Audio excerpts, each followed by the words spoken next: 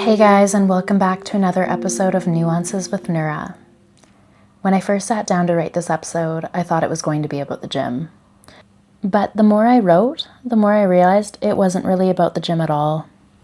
It was about what started happening when I learned to do the opposite of what I'd always done. That's when things really began to shift for me. And ultimately, this became an episode about how I learned to measure my worth. I figured it was about time I told you guys a little bit more about myself. So for those of you who don't know me personally, I wanted to share some of the experiences that have shaped the way I see the world today. I think I was about 19 when I first started lifting weights, and I loved it. Even though I was never really consistent until I got into bodybuilding years later, I always loved the way lifting made me feel. As I got older, lifting became a huge part of who I am. It was one of the few places where I felt capable. It challenged me and it grounded me, and I genuinely loved watching myself become stronger. At least that's what I thought. Back in 2015, one of my best friends, who sadly is no longer with us, was a bodybuilder. She had this incredible passion for training, and I admired her so much beyond the gym. She was fiercely passionate about uplifting and empowering others. Her favorite quote was, "Do better," something I live by even though it was always used in a comedic sense. She was the one who inspired me to compete, and we'd even talked about doing a fitness competition together. Sadly, months later, she unexpectedly passed away. May she rest in peace. One day, I'll dedicate an entire episode to grief because it's something that has shaped me in ways I'm still discovering, but today's episode isn't about grief. It's about something else. From 2016 to 2019, I competed in 3 bodybuilding shows, placing second in my final competition. Throughout my training, I became fascinated with the human body. I loved learning about anatomy, how my body worked, why it did what it did, and what I could do to help it perform better. That curiosity eventually led me to become a personal trainer, and later complete a nutrition course because I genuinely wanted to understand how our bodies worked, adapted, and thrived. Helping people become stronger was one of the most rewarding things I'd ever done. The phone calls, the messages, the tears of joy from clients seeing what they were capable of achieving, it honestly lit me up. Watching someone walk into the gym believing they couldn't do something and then weeks later watching them surprise themselves, that was a feeling I loved. People would compliment my arms all the time, and funny enough, I was more passionate about my legs. Leg days were my jam, but then I discovered shoulders. Really, I found every workout I did I fell more in love with, to the point when people asked, "What's your favorite day?" I couldn't even tell them. I loved all my muscles, all my days. But at the end of it all, people still would immediately notice and comment on my arms. And I'd always tell them the same thing. You can build these too. Because I truly believed they could. I knew they could. But looking back now, I don't think I loved being strong for the reasons I thought I did. It wasn't until years later, after I started spending more time in silence and really reflecting on my life, that I noticed something I'd never really looked at before. Whenever a really attractive girl walked into the gym, something would happen inside of me.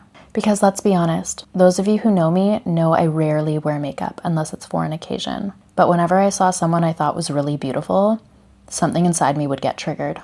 So I had to ask myself why. Instead of pushing that feeling away or pretending it wasn't there, I stayed with the discomfort. I had to get curious because I wanted to understand what it was trying to tell me. I think that's where things really started to change for me. Because if we keep responding the way we've always responded, we keep reinforcing the same patterns. Nothing changed until I stopped reacting to my discomfort and started listening to it instead. And every time I did that, it was like I was flexing a different kind of muscle. Not the one you see in the mirror, but the one that builds self-worth, self-love, and internal validation. Every time I chose curiosity over comparison, that muscle got a little bit stronger. I was strengthening my self-worth, my self-love, and my ability to validate myself instead of seeking it from the outside world. It's actually funny. Louisa mentioned something in the last episode. She came across a meme that said, "It's funny how people are so concerned with what they look like and not how they act." Because like she said, we wear our character the same way we wear our appearance. I truly believe real beauty shines through once you get to know someone.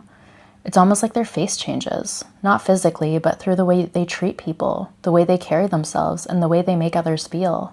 You either find them more beautiful or you don't. But anyway, back to the story. Whenever a really attractive girl walked into the gym, I never consciously thought she's prettier than me. But I would suddenly feel smaller, less worthy, like I wasn't enough. And almost without thinking, I'd respond the same way every single time. I'd load more weight onto my bar. I'd push harder, I'd chase another personal best. And it's funny because I wasn't trying to impress her. I was trying to remind myself that I still had value. Part of me genuinely believed the guys in the gym were watching me, that if I lifted heavier, somehow I'd be seen. And the funny thing is, it's the same advice I'd later give my clients who were afraid of going to the gym.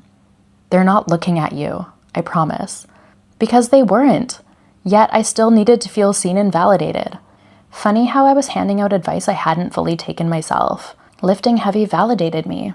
But here's the irony. No guy sees an attractive girl walk into the gym and then turns to notice the girl in the corner lifting heavy. Full disclosure, they're there for themselves. Sure, a few might notice, but if they're in the middle of a set, they're focused on that, or they're fucking something up. But either way, they'll check it out later. Because here's the thing, maybe she was prettier, but I was stronger. Maybe she wore makeup every day, and I didn't. I actually hated taking my makeup off, so most days I just embraced looking however I looked.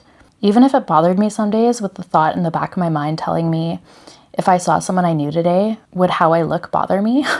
And eventually I'd say fuck it and go. Sure enough, I'd run into someone and be like, ugh, fuck.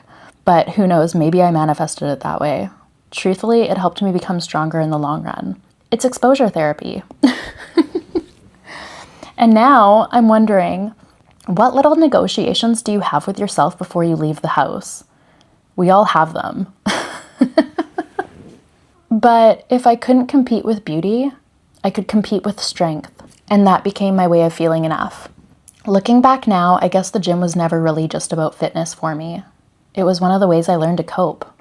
Somewhere along the way, I stopped going just because I loved it, and I started relying on it to remind me that I was enough. I'd love you guys to reflect on this for a moment. What if the thing you've always been most proud of also has something to teach you? Because reflecting on your own life now, I don't think this is just my story. Maybe you don't load more plates onto a barbell. Maybe you become the funniest person in the room. Maybe you become the smartest. Maybe you're the one who's always helping everyone else. Or maybe you become quieter because staying visible feels safer. Maybe you chase success. Maybe you chase perfection. Maybe you're the person who never says no. Full disclosure, the behavior changes. The mask changes. But underneath it, I wonder if many of us are asking the very same question. How do I become enough? And so I've been wondering if that need to earn my worth started long before I stepped into a gym. Maybe the gym wasn't where this coping mechanism started. Because growing up, my home felt very inconsistent. Once I moved out, there were periods where I'd really only hear from certain people on birthdays, or when I'd done something wrong. As a child and even as a young adult, I didn't really question it though. It just became normal. But I've been wondering whether inconsistency teaches you something without you even realizing it. Not because anyone necessarily intended it to, but because when love or attention feels unpredictable, you can start believing that being noticed is something you have to earn. This isn't the whole story, it's just one piece of the puzzle. There were so many experiences over the years that shaped the way I learned to measure my worth, and I'm sure I'll touch on it as we go on throughout future episodes, but this is one I've been reflecting on lately. For a long time, I thought confidence came from being more disciplined, more knowledgeable, more strength, more accomplished, you name it. I believed if I could become enough of something, I'd finally feel like I was enough. But here's what I didn't realize at the time. When your worth comes from proving yourself, you never stop feeling like you have something to prove. Because the moment someone walks into the room who's stronger or smarter or more successful or maybe more beautiful, your worth suddenly feels like it's disappeared. And that's exhausting, is it not? The older I've gotten, the more I've realized that maybe confidence isn't about becoming more at all. Maybe it's about needing less evidence to believe you're already enough. I don't have this all figured out, and honestly, I think I'll probably spend the rest of my life figuring out these patterns. And that's okay. But if there's one thing I hope today's episode encourages you to do, it's to ask yourself this. How have I learned to measure my worth? Not how do I wish I measured it, or how do I tell other people they should measure theirs, but what makes you feel valuable? Because sometimes the answer to that question reveals the mask we've been wearing all along.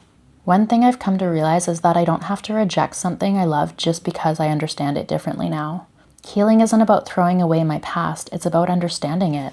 The gym gave me discipline, it gave me confidence, it gave me friendships, and it gave me some of the most incredible experiences of my life. But it also helped me see something about myself that I couldn't see before. Not because the gym was the problem, but because it helped me uncover one that was deeply rooted. So maybe I'll leave you with this. What's the thing you've become really good at? And is it coming from joy? Or is it coming from a need to prove your worth? Awareness is powerful, but awareness alone doesn't create change. It's what you do with it. So thanks again for spending this time with me and getting to know me a little bit better, guys. If this episode resonated with you, I'd love it if you left a rating or review, shared it with someone who might need to hear it, or simply reflected on the questions for yourself. And please don't forget to subscribe. It really helps the show grow and maybe helps someone find these conversations that invite them to become a little bit more curious about themselves. As always, guys, take what resonates, leave what doesn't, and I'll see you next week.